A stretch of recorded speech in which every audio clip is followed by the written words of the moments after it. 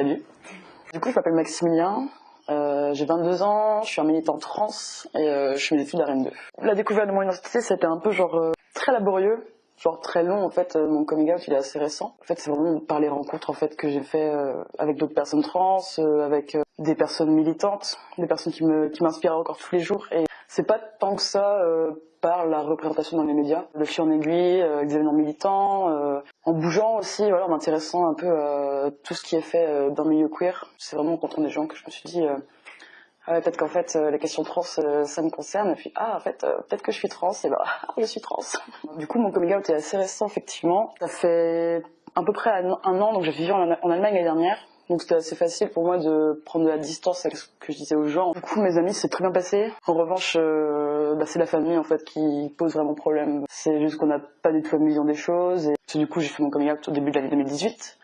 Et donc pour elle je vais trop vite, mais comme je leur dis, moi ça fait pas un mois que je le sais, ça fait plusieurs années. Enfin, moi j'ai choisi de faire une transition hormonale aussi. Pour moi j'avance pas vite, du coup j'avance à mon rythme, et si les autres sont à la traîne, tant pis quoi. J'ai décidé que j'allais pas attendre qui que ce soit ma famille ou mes amis. En fait je suis pas out partout parce que je suis pion, et c'est pas facile quoi d'être out auprès des plus jeunes qui sont déjà pas tendres entre eux, et en plus pas toujours tendres avec les autres non plus. Et puis du coup y a plein d'élèves, donc ça multiplie le regard sur toi. Non, je n'ai toujours pas parlé, mais je pense que ça va finir par se voir, donc il va falloir que je trouve une solution. Mais pour l'instant j'essaie de me concentrer sur les choses positives. Dans la rue, je fais pas trop attention. J'ai un peu la flemme de reprendre les gens en fait quand ils se trompent ou quoi. Non, à la fac en tout cas je suis out partout. J'ai juste pas eu envie pour l'instant, pas la patience de changer mon prénom au niveau des listes, mais voilà, il y a vraiment que le travail aujourd'hui qui est un peu bloqué quoi. Du coup moi le milieu que je fréquente, j'aime bien l'appeler le milieu queer ou le milieu trans pédébiguine. Et celui de Rennes est particulièrement bien fourni quoi. Ça va faire 5 ans que je suis à Rennes. La première année, c'est vrai que je me suis tournée vers des associations plus institutionnelles où j'ai fait vraiment les premières armes dans le militantisme. Aujourd'hui, c'est plus un militantisme qui me convient à moi. En fait, on a évoqué les soirées, mais en fait, pour moi, les soirées, c'est militant aussi, surtout dans le milieu queer. En fait, ça permet de lâcher la pression, d'être entre nous, de se sentir bien. J'ai commencé à vraiment fréquenter le milieu TPBG il y a 3 ans à peu près. C'est vraiment ces soirées-là qui m'ont permis de rencontrer d'autres gens quoi. Et il y a un collectif à Rennes qui organise ces soirées. Par exemple, je me retrouve pas du tout dans les soirées officielles de la Pride, la Nose Pride, et c'est tellement rempli de mecs cis, blancs, gays. Et j'ai rien contre les gays évidemment, mais juste il y a beaucoup de transphobie en fait dans le milieu LGBT encore, et en plus quand c'est des mecs cis qui prennent toute la place dans ces soirées-là, c'est encore plus difficile de se sentir à l'aise. Et puis ils sont du genre à dire t'es mignon et tout, tu fais je suis trans, et fait casse-toi. Donc là, le milieu queer rennais, j'ai beaucoup de chance, c'est bien fourni. Même s'il y a des embrouilles, tu peux toujours retrouver un autre crew après, rencontrer d'autres gens. Et que Rennes, c'est une ville qui est petite, mais en fait à chaque rentrée universitaire, il y en a qui partent, il y en a qui arrivent, et du coup en fait le milieu est toujours renouvelé quoi. Donc ça c'est cool. Je sais pas comment la communauté pourrait être plus inclusive pour les personnes trans en fait. Récemment du coup il y a un sociologue qui a fait des études sur la santé des personnes LGBTI. Donc ça veut dire l'accès aux soins, l'accueil, la prise en charge, etc. Voilà, maintenant c'est vraiment la grande mode de parler des LGBTI. Parce qu'en fait t'as pas du tout la même problématique entre une personne trans et un mec cis gay. Les deux vont se heurter à des trucs dans plein de milieux et différents, mais on peut pas en fait tout noyer là-dedans. Et donc déjà être inclusif pour les personnes trans, c'est ne pas essayer de noyer ces problématiques qui sont dues à la transphobie parmi le LGBTI quoi. Je pense qu'en fait il faut s'intéresser vraiment à ce que nous on subit et ce qu'on voudrait qu'il change, et arrêter de noyer le poisson quoi. Et la transphobie en milieu universitaire du coup ça se manifeste par principalement la difficulté que les personnes trans ont à se servir de leur prénom d'usage à la fac.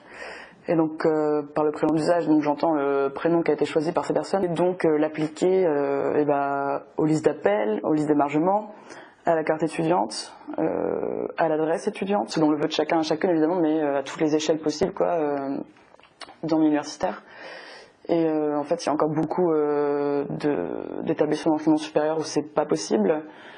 Et du coup, l'étudiant ou l'étudiante est confronté à de la transphobie administrative. Déjà parce que je crois que chez vous à Paris, il y a des chaînes d'inscription. Du coup, en fait, il faut vraiment aller rencontrer plusieurs personnes par plusieurs étapes et donc expliquer à chaque fois. Non, on peut le faire à Rennes 2. Mais par exemple, à Rennes 1, on peut pas encore le faire. Et déjà, à Rennes 2, ça nous a pris pas mal de temps de mettre ça en place. À Tours, ils l'ont fait, mais en fait, c'était au cas par cas, je crois, pour une personne.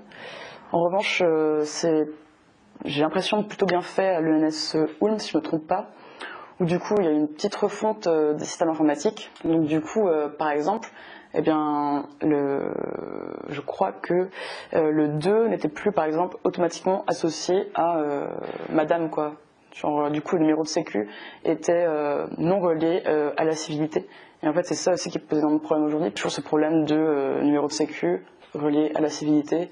Donc ça fait un peu planter le système, quoi. Et donc ce qu'il faudrait aujourd'hui, c'est une véritable refonte du système informatique.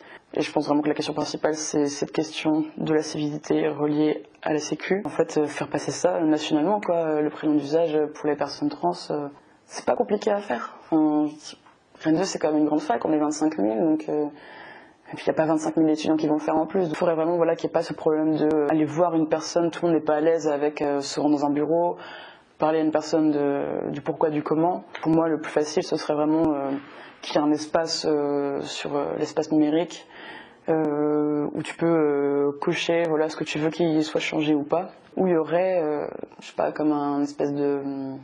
une fiche à choix multiples et du coup tu choisis quels éléments de ta scolarité tu veux modifier pour y inscrire ton prénom d'usage. Et du coup, la transphobie en milieu universitaire, il y a aussi un autre souci qui est celui du Crous. Le Crous refuse le justificatif étudiant au prénom d'usage en parlant d'usurpation d'identité potentielle ou je ne sais quoi. Il y a beaucoup qui se heurtent à la transphobie, donc au rejet des parents, donc ils sont obligés de trouver un logement tout seuls. Donc c'est soit trouver en ville, soit trouver seul au Crous. Et si même le Crous te rejette, en fait, c'est juste se heurter sans cesse à plein d'obstacles comme ça. À Rennes, par exemple, le Crous dit que comme il n'y a pas de législation nationale, eux, ils peuvent pas se positionner régionalement. La solution sur le court terme, on espère vraiment faire changer les choses, c'est de demander à l'université Rennes 2 d'éditer deux justificatifs étudiants, un prénom d'usage et un prénom qui est inscrit sur la pièce d'identité. Et ainsi, tu peux donner vraiment le justificatif étudiant à l'institution que tu veux selon les besoins, quoi.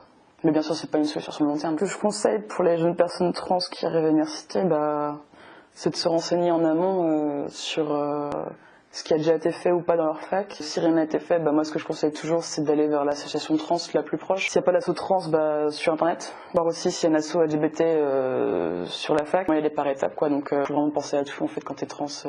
Parce que si t'arrives pas à gérer ça avant la rentrée, tu vas devoir gérer ça à la rentrée pendant que les secrétaires elles sont en plein boom. C'est vraiment de se prendre en amont dès, je sais pas, avril-mai, quoi, de se renseigner, de faire les démarches et de solliciter les gens le plus possible, quoi. En fait, mon conseil pour les jeunes en questionnement, c'est toujours le même, c'est aller dans les assos trans. On peut compter que sur nous-mêmes, et c'est pour ça que les assos trans sont super importantes. Mais voilà, une fois de plus, c'est aide-toi, quoi.